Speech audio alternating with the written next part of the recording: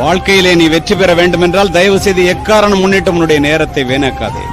சென்று கொண்டிருப்பவன் நேரத்தை வென்று கொண்டிருக்கிறான், நின்று கொண்டிருப்பவனை நேரம் தின்று கொண்டிருக்கிறான்.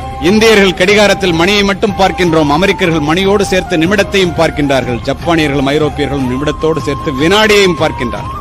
4 மாதங்களுக்கு முன்னால் சுவிட்சர்லாந்து நாட்டிலே உரையாற்றுவதற்காக சென்றுவிட்டு ஜூரிச் ரயில்வே ஸ்டேஷன்ல போய் உட்கார்ந்துருக்கணும். ட்ரெயினை பிடிக்கணும், ஜெர்மனி போறது.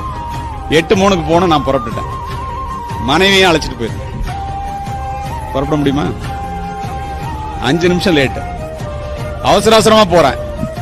போன ட்ரெயின் இல்ல, இந்தியா மாதிரி தான் அப்படின்னு நான் நினைச்சுக்கிட்டு ட்ரெயின் வரலன்ட்டு உட்காந்து சிரிச்சுட்டே சொன்னாங்க, மை டியர் இந்தியன், கூடி குறுகி போய்விட்டேன்.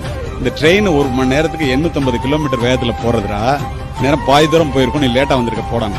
திரும்பி மனைவியை பார்த்தேன். ஒரு டிக்கெட் 57,000 ரூபாய், 2 டிக்கெட் 1,14,000 ரூபாய்.